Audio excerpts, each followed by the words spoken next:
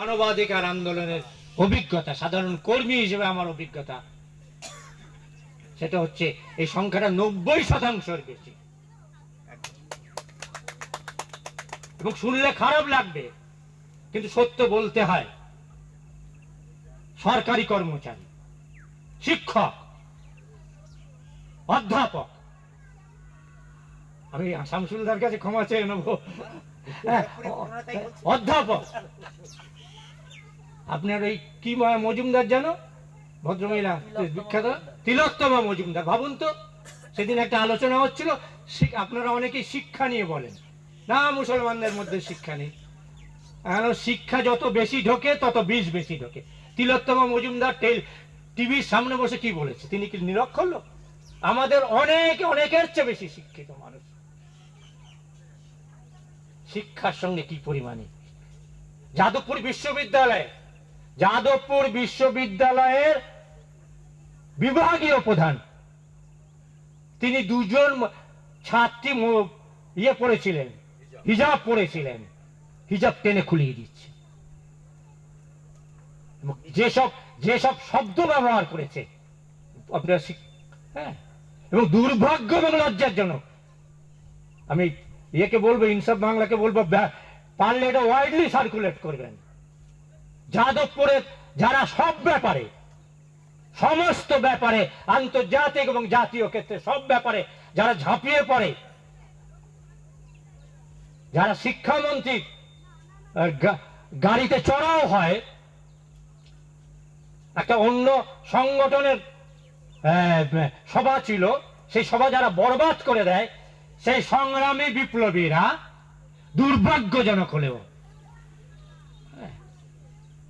আমি দুর্ভাগ্যজনক বলবো না, লজ্জাজনক বলবো, আপনারাই করবেন। হ্যাঁ, কোথায় তারা? মানে আমি বলবো যে আমার যদি কেউ হাত বেঁধে দেয়, আমার হাত পা বেঁধে দিলে কি হয়? আমি চিৎকার করব, খোলার চেষ্টা করব। আর আরএসএস তারা আপনার আমার আশপাশের বন্ধুর মাথা নষ্ট করে দিয়েছে। তা নাহলে ভাবুন তো, অন্য প্রসঙ্গেই বলি, আমার ল্যাংটার নেই কোনো বাটপাড়ের ভয়, আমি এমএলএ হতেও যাব না, কোন দলের দয়াতে আন্দোলনে নেই, বন্দি মুক্তি কমিটি কোন দলের দয়ায় আন্দোলনে নেই, সততার সঙ্গে যেটা দেখি সেটা বলি। ভাবুন তো, আরজি করে একজন চিকিৎসক মারা গেছে, দুর্ভাগ্যজনক, দুঃখজনক, সবাই রাস্তায় নেমে পড়লেন। আর এ পর্যন্ত এসআইআর বাংলায় কত মানুষকে জ্ঞানেশ কুমাররা খুন করলো? এই যে বাংলা ভাষী বলে কত মানুষকে খুন করলো, মানে ভাবুন ওদের মধ্যে কি পরিমাণে। এই দেবদাস দ্বারা শ্রেণী রাজনীতি করেন, আমি শ্রেণী রাজনীতি করি না।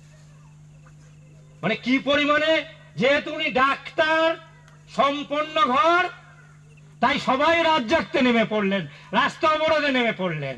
আর সাবির আলী বা জুয়েল বা মতি আলী গরিব, দেখুন কি পরিমাণে শ্রেণী ঘৃণা। আমি শ্রেণী রাজনীতি করি না, কিন্তু অবস্থা বাধ্য করছে এগুলো বলতে। কি পরিমাণে সাম্প্রদায়িক ঘৃণা। কোথায় অপর্ণা দেবী, শ্রদ্ধেয়া অপর্ণা সেন কোথায়? কোথায় কৌশিক সেন? এত মৃত্যু, একজনের মৃত্যু বিবেক নাড়া দিয়েছিল, খুব সঠিকভাবে নাড়া দিয়েছে। আর এত মানুষের মৃত্যু, পিটিয়ে মারছে 21 বছরের যুবক। আমি 67 বছর বয়স, আমি বেঁচে আছি, লজ্জা হওয়া উচিত। 67 বছরের বেঁচে আছি, আর আমার সন্তান 21 বছরের, তাকে ধরে পিটিয়ে মেরে দিল। বিবেকে বুলডোজার চাপা পড়ে গেছে, বিবেকের উপর পাথর চাপা পড়ে গেছে সব। ফলে আরএসএস, সংঘ পরিবার, বিজেপি কি পরিমাণ ভয়ঙ্কর ভাবে, আদর্শগত ভাবে তারা ছড়িয়ে পড়েছে। কেউ কেউ বলেন যে এত শাখা তো তখন ওদের ছিল না, তো ছিল না, এত তথ্য তো কেন হয়েছে আবার বলবো, ইতিহাস বলবো। ধরুন সিমি নিষিদ্ধ হলো 2001 সালে। কে নিষিদ্ধ করলো? Student Islamic movement of India. Simi 2001 সালে বামফ্রন্টের আমলে নিষিদ্ধ হলো। সবচেয়ে প্রথম অ্যারেস্ট কোথায় হয়েছে জানেন? পশ্চিমবাংলায়। সবচেয়ে বেশি অ্যারেস্ট কোথায় হয়েছিল? পশ্চিমবাংলায়। সরকারি মেশিনারি দিয়েই সবটা হয়ে যাচ্ছিল। ফলে তাদের আলাদা করে সংগঠন গড়ার দিকে নজর। তা নাহলে বলুন না, এই যে অনেকেই বলেন, আমি আবার অন্য হিসেবে যাচ্ছি, যে পশ্চিমবাংলায় বিজেপি এত থ্রেট, এত সাহস কোথা থেকে পাচ্ছে? পশ্চিমবাংলায় 2011 সালেও বিজেপির ভোট ছিল 6%, 7%। আমায় যদি বলেন আমি দেখিয়ে দেবো, ইয়ে ধরে, আসন ধরে ধরে দেখিয়ে দেবো। বামফ্রন্টে ছিল 40% ভোট। তো কাদের ভোটে, কাদের অনুগামীদের ভোটে আজকে বিজেপির এত রমরমা? আমি আসন ধরে ধরে দেখিয়ে দেবো। আমি আবারও বলবো, সামনের যে বিপদ, সেই বিপদটা যদি জাতির উপর বিপদ মনে করেন, তাহলে খোলা মনে ভাববেন। ভাবুন তো, এই বলছে সবাই, আমরা বলছি সংশোধন হচ্ছে, ভোটার তালিকা সংশোধন হচ্ছে। আচ্ছা, ভোটার তালিকা সংশোধন মানে? আমার বাড়িতে লোক এলো, একজন মারা গেছে, ডেথ সার্টিফিকেট নিয়ে গেল, দুজন চলে গেছে, রাখতে আমায় কেন ফর্ম ফিল আপ করতে হবে? মানে একটা জিনিস ভাবুন, যে এখন কিন্তু কেউ আপনারা ভোটার নন, নতুন করে ভোটার হতে হলো। এত বড় মিথ্যাচার। কোন রাজনৈতিক দল বলছে পশ্চিমবাংলায় তো অমুক দল বেশি ভোটার ঢুকিয়ে রেখেছে, তমুক দল ইয়ে করে। এই যে আপনার, আমি ধরুন 50 বছর ভোট দিই, কালকে দেখছেন আশালতা দেবী 85 বছর, সে 18 বছর থেকে ভোট দিচ্ছেন, বা তখনকার সময় 21 বছর থেকে ভোট দিচ্ছেন, 60 বছর সে ভোট দিয়েছে, তারপরে বলছে তুমি ভোটার নও। এই যে 95 বছর, এই ইলেকশন কমিশন তৈরি হওয়ার আগে এই জ্ঞানেশ কুমারের বাবার বয়সী, তার ভোটারটা কেটে দিয়েছে। সবাইকে নতুন করে ভোটার হতে হচ্ছে। একটা তথ্য যেটা সবার আড়ালে চলে যাচ্ছে, একটু খেয়াল করবেন। আমি ভানুকে বলবো একটু খুঁজে দিলে ভালো হতো, আমার ডকুমেন্টটা আনিনি। সেটা হচ্ছে গত 24 সালে এখানে সামারি রিভিশন হয়েছে। সামারি রিভিশন মানে দেখতো কোথায় আছে? গত 24 সালের সেপ্টেম্বর মাসে পশ্চিমবাংলায় ভোটার তালিকায় সামারি রিভিশন মানে সংক্ষিপ্ত সংশোধন হয়েছে। এবং সেই সংশোধনে বলা হয়েছিল 100% মৃতদের নাম বাদ দিতে হবে, 100% লেফট লোকেদের নাম বাদ দিতে হবে। এবং সেইটা সংশোধন করে 1 জানুয়ারি 2025 ভোটার তালিকা। তা তুমি 24 সালে সেপ্টেম্বর, অক্টোবর, নভেম্বর, ডিসেম্বর, তাতে তুমি করেছো, তখন মৃতর তালিকা বাদ দিয়েছো। আবার এই জানুয়ারি থেকে, 25 সালের জানুয়ারি থেকে, আর এর মধ্যে 22 লাখ লোক মরে গেল। পশ্চিমবাংলা কি মরক লেগেছে নাকি? মানে এরা পশ্চিমবাংলার মানুষ মারা যাক বলে না, যে শকুন সর্বদা কামনা করে যতই উপরে উঠুক, কামনা করে কতটা গরু, আমার গৃহস্থের গরুটা মরুক। এরা হচ্ছে সেই জ্ঞানেশ কুমাররা হচ্ছে সেই, তারা পশ্চিমবাংলার লোক মারা যাচ্ছে। আমি শেষ করব, যে এই যে ইয়ে বলছিলেন না, ধর্ষণ ইত্যাদি, হ্যাঁ, এই BJP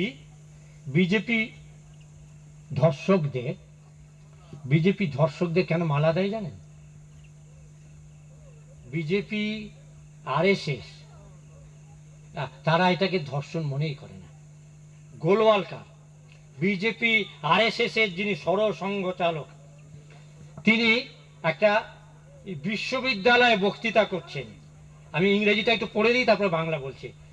Another still more courageous rule was that the first offspring of a married woman of any class must be fathered by Nambuddi Brahman. মানে আমার ছেলের বিয়ে দেওয়ার পরে ছেলের বৌমা, মানে আমার বৌমা ছেলের স্ত্রী, তাদের পদবী যদি হয় বারুই, সাপুই, মণ্ডল, বর্মন, সর্দার, পুরকায়েত, তাদের প্রথম রাত, বিবাহের প্রথম রাত এবং প্রথম সন্তান হওয়া উচিত আরএসএস এর কর্মীদের ঔরসজাত, বিজেপির কর্মীদের ঔরসজাত। মানে বুঝতে পারছেন? তিনি একটা বিশ্ববিদ্যালয়ে বক্তৃতা করে বলছেন। অর্থাৎ আপনি যাকে পশ্চিমবাংলার লোক মাউগিয়াকে বলেন যে ধর্ষণ করেছে, ধর্ষকদের গ্রেপ্তার করতে হবে, বিজেপি মনেই করে না। সেই কারণে বিলকিস বানু ধর্ষকদের কেন ছেড়ে দিয়েছিল, দিয়ে মালা পড়াচ্ছে কেন? তারা মহান কাজ করেছে। ধর্ষণকে তারা মনে করে মহান কাজ করছে। ভাবুন, ভারত কেন বিজেপির বিরোধিতা আমরা করি? ভারতবর্ষের একটি রাজনৈতিক দল, সে আপনার পছন্দ হোক বা না হোক, সিপিএম বলুন, কংগ্রেস বলুন, তৃণমূল কংগ্রেস বলুন, কোন দল, ভারতবর্ষের কোন রাজনৈতিক দল এটা মনে করে না ধর্ষণ মহান কাজ। একমাত্র বিজেপি মনে করে এটা মহান কাজ। এই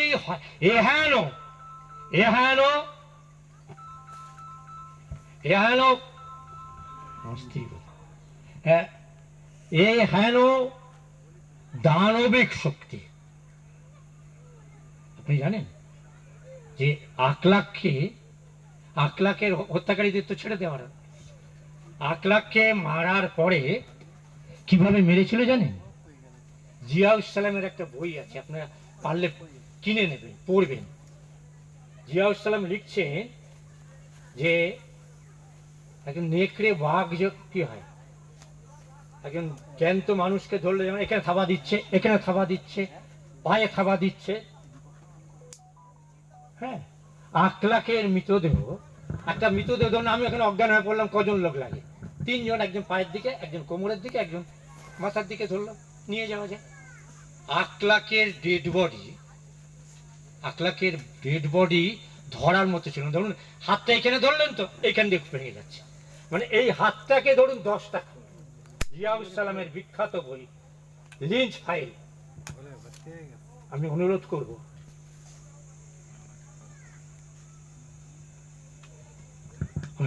করব আপনারা কিনে পড়বেন যে কেন যারা ঘুরিয়ে নানা কারণে, নানা অজুহাতে বিজেপিকে সাহায্য করছে, কেন মানবাধিকার কর্মী হিসেবে তাদের বিরুদ্ধে কেন আমাদের ক্ষোভ।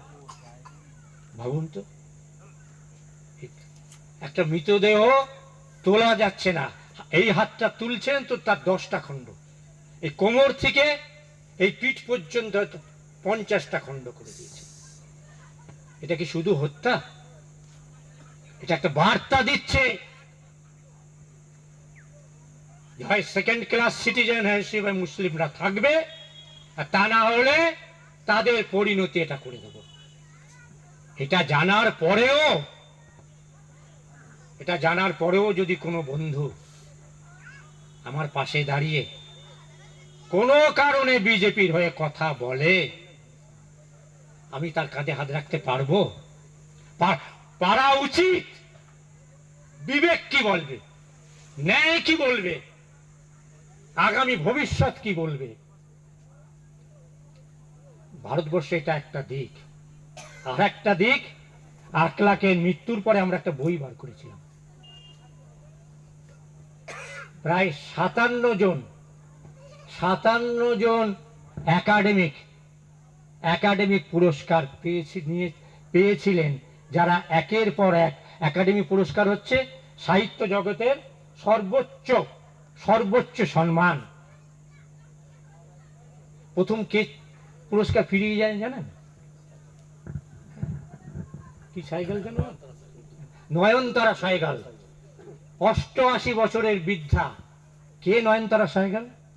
জওহরলাল নেহরু, প্রয়াত প্রধানমন্ত্রী জওহরলাল নেহরুর বোন বিজয়লক্ষ্মী পণ্ডিত, তার মেয়ে হচ্ছেন নয়নতারা সহগল। তিনি প্রথমেই ফিরিয়ে দিলেন, এ মণিহার মরে নাই সাজে। যে দেশে যে গণতন্ত্রে 1 লাখের বাঁচার অধিকার নেই, সেই সরকারের দেয়া পুরস্কার আমি ফিরিয়ে দিচ্ছি। 57 জন, অশোক বাজপেয়ী থেকে আরম্ভ করে 57 জন, তারা একটার পর একটা চিঠি লিখছেন আর তাদের পদক তাদের ফিরিয়ে দিচ্ছেন। এবং এই 57 জনের মধ্যে শুনলে ভালো লাগবে, 57 জনের মধ্যে 54 জনই হচ্ছেন হিন্দু। 54 জন মানুষই হচ্ছেন হিন্দু ধর্মের মানুষ। এবং তারা যে এই উপহার পেয়ে ফিরিয়ে দিয়ে, এই পদক ফিরিয়ে দিয়ে যে চিঠি দিয়েছেন, আমরা তার বাংলা করে এতে ছেপেছিলাম। ফলে বিজেপি আরএসএস যত সহজ মনে করছেন, ভারতবর্ষ তত সহজ নয়। সংকীর্ণ দলীয় স্বার্থ। এরা কেউ কেউ বলছেন একটু তৃণমূলকে টাইট দিচ্ছেন। আসলে ভোটার থাকা, নাগরিকত্ব তো আমার সাংবিধানিক অধিকার, তো আসলে এতে টার্গেটটা হচ্ছে সংবিধানকে নাকচ করো। দেখবেন একের পর এক আইন বানিয়ে, এই যে রাজ্যপাল একটা বসিয়ে রেখে দিয়েছে, আর বিশ্ববিদ্যালয়ের উপাচার্য পর্যন্ত নিয়োগ করতে পারা যায় না, সে কেন? আর এবার যে সমস্ত শিক্ষার ক্ষেত্রে আইন করেছে 100 দিনের কাজে, রাজনৈতিক, আমার লজ্জার বিষয় যে রাজনৈতিক দল তারা রাজনৈতিক স্বার্থে তারা এই যে 100 দিনের কাজের টাকা আটকে রেখেছিল। 100 দিনের কাজ করলে তো গরিব মানুষের পেত, কোথায় চুরি হয় না।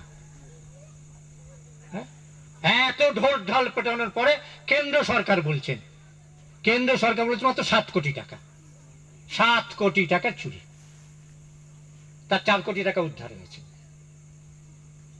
কেউ বলেছেন? আসলে বাবা সাহেব আম্বেদকরের তৈরি যে সংবিধানের যে যুক্তরাষ্ট্রীয় কাঠামো, রাজ্যগুলোকে ক্রমাগত আক্রমণ করে করে তার অধিকার কেড়ে নিয়ে কেন্দ্রীভূত শাসন করা। অর্থাৎ এই আক্রমণ কোন দলের, আমরা অনেকেই চুপ করে থাকি যে অমুক দলের নেতাদের টাইট দিচ্ছে। আসলে এটা যে গণতন্ত্রের টাইট হচ্ছে, এটা যে সংবিধান বিরোধী। মানবাধিকার কর্মী হিসেবে আমাদের প্রথমেই এবং প্রধানত দেখতে হবে এটা সংবিধানের বিরুদ্ধে, ভারতীয় সভ্যতার বিরুদ্ধে, ভারতীয় গণতন্ত্রের বিরুদ্ধে। ফলে খাবার সময় হয়ে গেছে।